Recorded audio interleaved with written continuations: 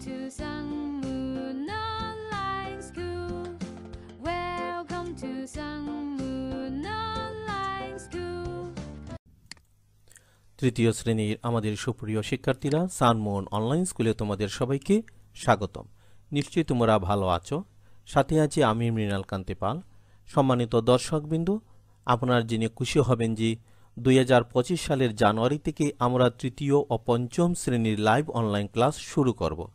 যদিও আমাদের এই চ্যানেলে দ্বিতীয়, তৃতীয় ও পঞ্চম শ্রেণীর গণিত বিষয়ের পূর্ণ ক্লাস আছে, তো তোমরা যারা এই ক্লাসগুলো দেখে বুঝো না তাদের জন্যই আমরা অনলাইন ক্লাস শুরু করতে যাচ্ছি। তাছাড়া আগামী বছর থেকে বৃত্তি শুরু হবে পঞ্চম শ্রেণীর।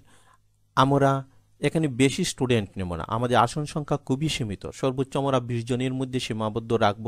এই 20 জনকে আমরা হাতে কলমে ধরে ধরে শেখানোর চেষ্টা করব।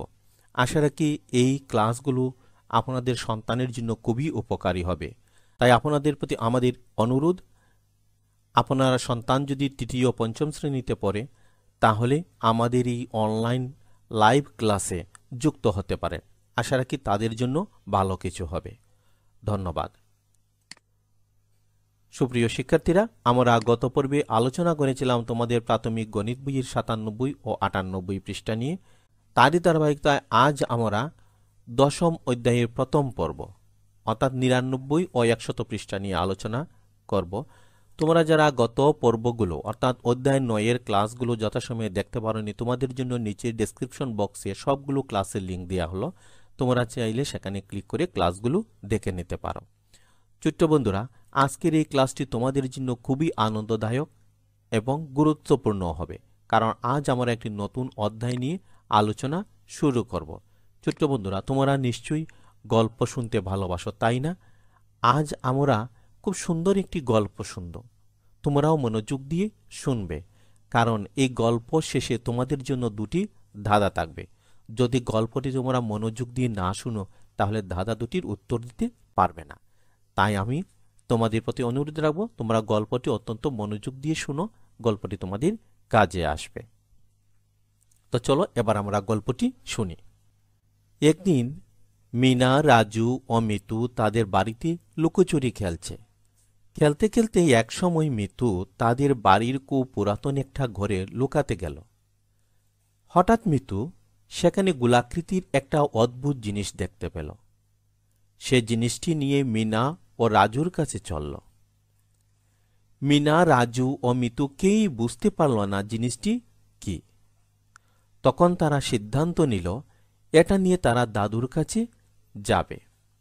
সবাই মিলে দাদুর কাছে গেল এবং দাদুর কাছে জানতে চাইল জিনিসটি কি।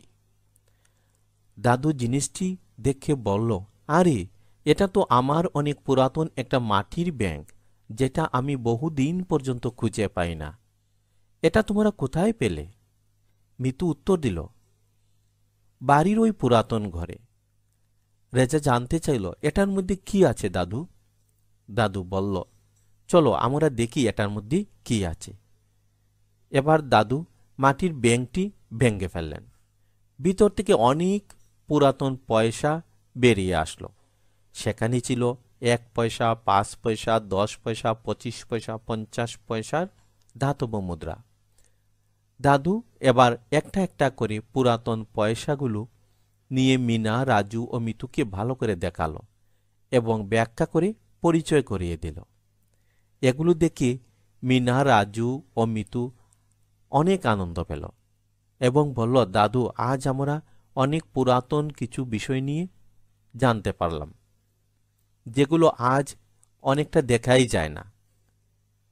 এগুলো আমাদের ভবিষ্যৎ জীবনে অনেক কাজে আসবে এবং আমাদের হিসাব করতে অনেক সুবিধা হবে।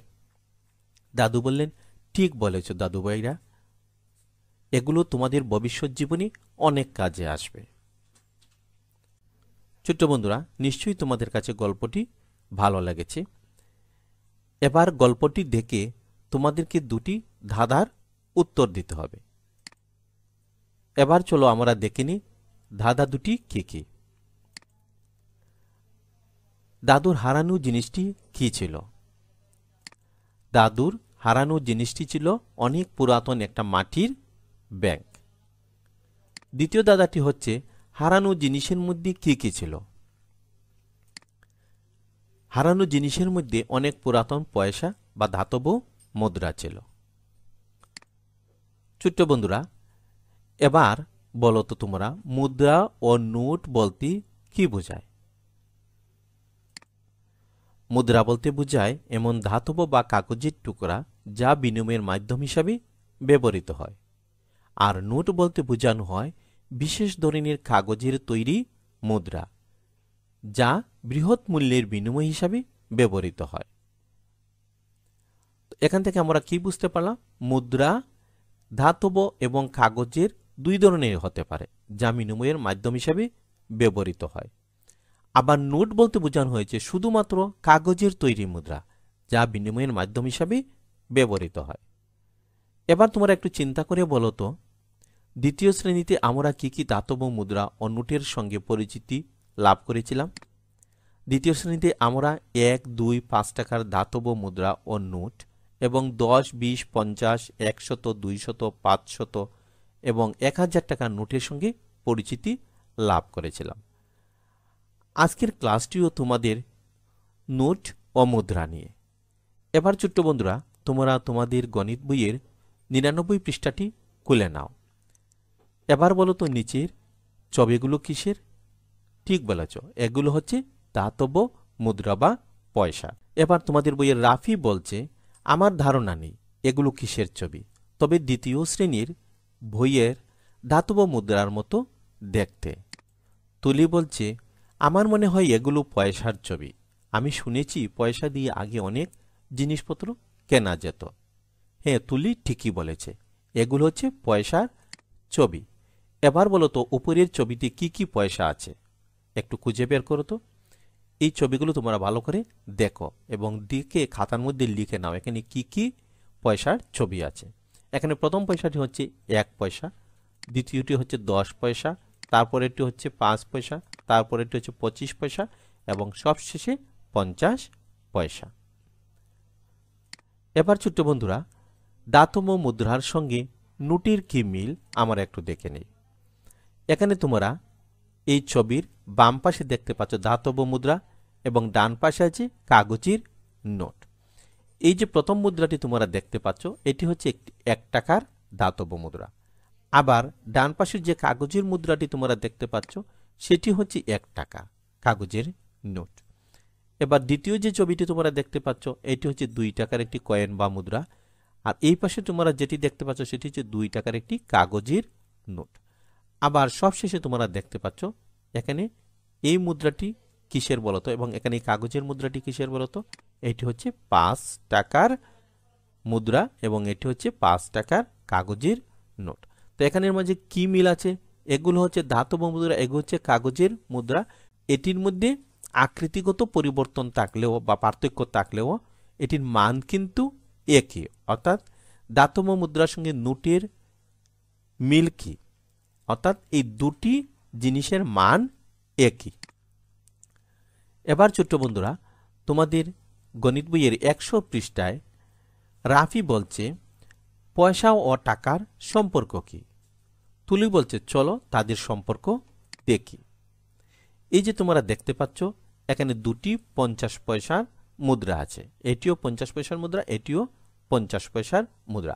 এর দুটি একত্র করলে কত হয়? একত্র করলে হয় 1 টাকার একটি মুদ্রা, অর্থাৎ 50 পয়সা যোগ 50 পয়সা সমান হচ্ছে 1 টাকা। তাহলে 1 টাকা সমান কত পয়সা? 1 টাকা সমান হচ্ছে 50 এবং 50 যোগ করলে কত হয়? 100 পয়সা। তাহলে 1 টাকা সমান হচ্ছে 100 পয়সা। আবার তোমরা দেখো এই 50 পয়সা ও 50 পয়সা একত্রে করলে কি হয়? একত্রে করলে এই যে 1 টাকার কাগজের নোটের সমান হয়। এটি হচ্ছে ধাতব মুদ্রা, এটি হচ্ছে কাগজের মুদ্রা, দুটির মানই হচ্ছে কিন্তু 1 টাকা। তাহলে আমরা দেখতে পারলাম কি 50 পয়সার সাথে 50 পয়সা যোগ করলে হয় 1 টাকা। এবার ছোট্ট বন্ধুরা, রাফি বলছে 100 পয়সা ও 1 টাকা সমমূল্যের। হ্যাঁ, 100 পয়সা এবং 1 টাকা হচ্ছে সমান। 1 টাকার সমান হচ্ছে 100 পয়সা, অর্থাৎ 100 পয়সায় হয় 1 টাকা। টাকা ও পয়সা কিভাবে পড়তে ও অঙ্কে লিখতে হয় তুমি কি জানো? তুলি বলছে, হ্যাঁ জানি, যেমন 20 টাকা ও 50 পয়সা একসাথে থাকলে 20 টাকা 50 পয়সা পড়তে হয় এবং 20 টাকা 50 পয়সা লিখতে হয়। এবার চলো আমরা নিচের টাকা পয়সা চিহ্নে পড়ি ও অঙ্কে লিখি। এই যে তোমরা এখানে দেখতে পাচ্ছ 3টি কাগজের নোট এবং 2টি ধাতব মুদ্রা। এবার যদি আমরা এখানে লক্ষ্য করি, এই 100 টাকা, 50 টাকা এবং 5 টাকা মিলে কত টাকা হয়? 100 আর 50 হচ্ছে 150 আর 5 হচ্ছে 155 টাকা। 2টি ধাতব মুদ্রা তোমরা দেখতে পাচ্ছ, এই 2টি ধাতব মুদ্রা সমান হয়, এটি হচ্ছে 5 পয়সা, এটি হচ্ছে 10 পয়সা। তো 5 পয়সার সাথে যদি আমরা 10 পয়সা যোগ করি তাহলে কত হয়? 15 পয়সা। এই কাগজের নোট এবং এই ধাতব মুদ্রা মিলে মোট কত টাকা কত পয়সা হয়? এই কাগজের মুদ্রা সমান হচ্ছে বা কাগজের নোট সমান হচ্ছে 155 টাকা, আর মুদ্রা দুটি অর্থাৎ ধাতব মুদ্রা দুটি হচ্ছে 15 পয়সা। তাই আমরা লিখব 155 টাকা 15 পয়সা। ছোট্ট বন্ধুরা, এবার আসো বাড়ির কাজ। তোমাদের প্রাথমিক গণিত বইয়ের 99 ও 100 পৃষ্ঠা আজ আমরা আলোচনা করলাম। এই 2টি পৃষ্ঠা তোমরা বাসায় বারবার অনুশীলন করবে, কারণ যত বেশি অনুশীলন করবে ততই তোমাদের শিখন স্থায়ী হবে। ছোট্ট বন্ধুরা, আমাদের এই চ্যানেলে দ্বিতীয় ও পঞ্চম শ্রেণীর গণিত বিষয়ের পূর্ণাঙ্গ সমাধান দেয়া আছে। তোমরা যারা দ্বিতীয় ও পঞ্চম শ্রেণীতে পড়ো তারা আমাদের চ্যানেলটি ভিজিট করো। ভিজিট করার পর যদি মনে হয় এই ক্লাসগুলো তোমাদের জন্য উপকারী হবে, তাহলে এই চ্যানেলটি তোমরা সাবস্ক্রাইব করো এবং প্রতিটি ক্লাস ধারাবাহিকভাবে দেখতে থাকো।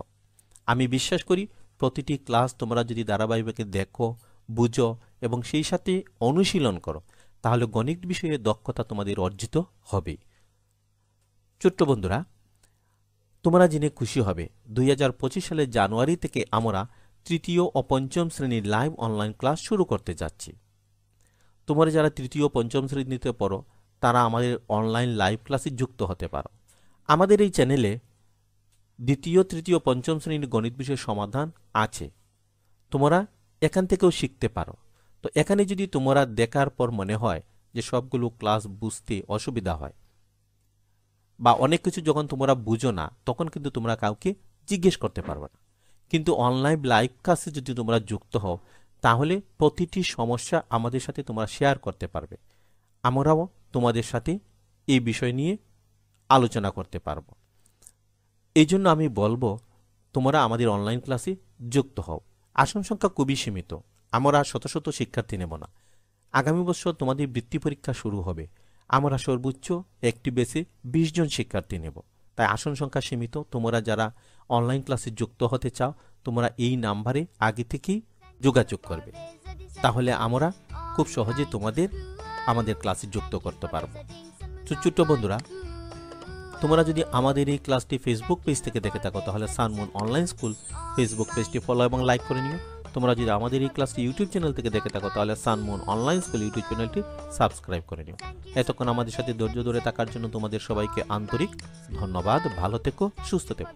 পরবর্তী ক্লাসটি দেখার আমন্ত্রণ জানিয়ে এখানেই বিদায় নিচ্ছি।